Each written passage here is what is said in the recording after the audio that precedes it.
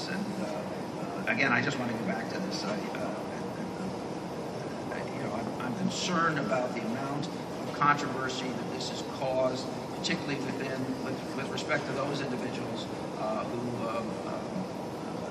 serve this nation in the armed services. I want to be very clear that this is a 501c3, not-for-profit, with a legally constituted board. But because of the amount of opposition and hurt that this has engendered, I thought it was appropriate to move on. Which veterans groups have given you pushback on that? Well, actually, it's in some of the stories, and veterans are quoted in it. The Memorial Day parade last week in West Hartford, a couple of different veterans asked me about it. And have you contacted this center or this group that was supposed to get the funding and asked them what their connections were, or did you just make the decision because you got some pushback from the veterans? No, what I want to be very clear about is that this particular request has engendered a fair amount of controversy because of the ties, the fully legal ties of some of the individuals to the Communist Party. But ultimately, what that represents to people who served in various conflicts, became a concern to me. Clearly concerned veterans, as has been quoted in a number of publications. Only a couple more, because I'm not going to spend all day here. I'm sorry.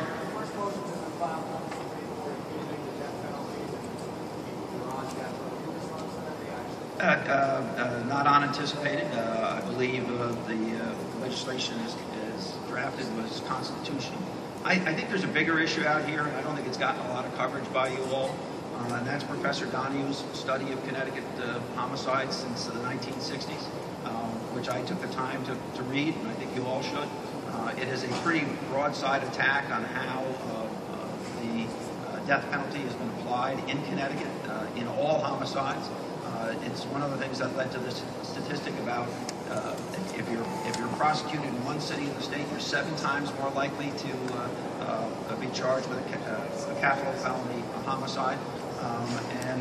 I think there are broader questions that the Supreme Court is currently being called upon to comment on, and I think that what happens, I don't have a crystal ball, but I would actually urge you all to take a look at that work. I don't. Am I confident? I believe that the statute as drafted is constitutionally compliant. It's got, I won't say miles to go before we rest, but it does.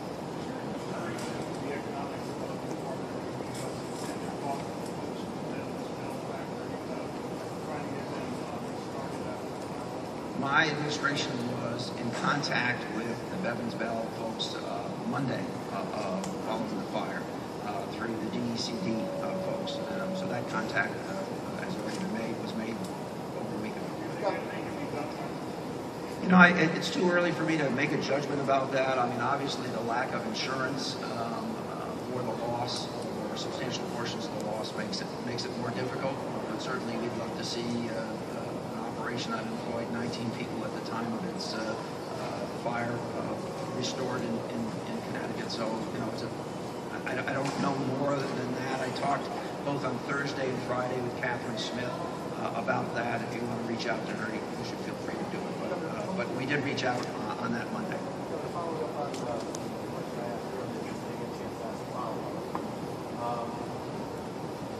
Have you had any talk with representatives of the Catholic Church? Do you participate in any talks with them? With respect to this issue, most recently, no. In the past, I have had conversations with the Catholic Church about representatives of the Catholic Church, including the Archbishop. I think there are ways to resolve this issue, and I'm hopeful that it'll be resolved. It seems to be kind of dry.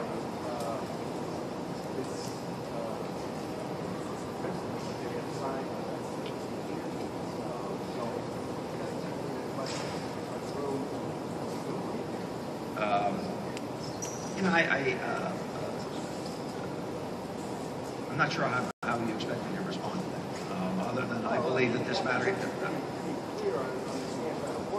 Well, there are many churches and dioceses that have sponsorship relationships with hospitals that have been able to resolve this issue. So I hope that we'll be able to resolve this issue as well. Last one.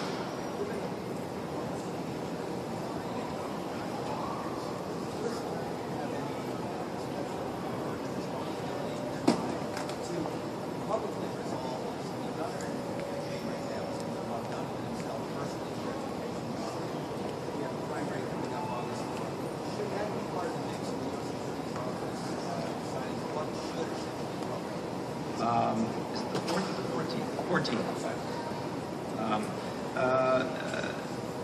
You know, they have moved extraordinarily rapidly, and now you want me to say should they? Is this different than? There is no doubt in my mind that the circumstances of the primary are a factor which must be taken into consideration by the prosecutor.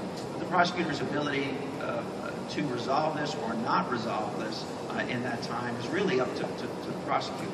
But I will tell you, in all evidence in this investigation that just became public, I guess it was last Thursday, you know, they're moving extraordinarily rapidly, right down to meeting with legislators, Republicans and Democrats. Checks are being returned by Democrats. Checks are being returned by Republicans. I mean, they're clearly. I mean, this is extraordinary what's going on here, and I think they deserve a lot of credit for it. So I'm certainly not going to second guess how they are conducting what I think is an extraordinarily rapid investigation.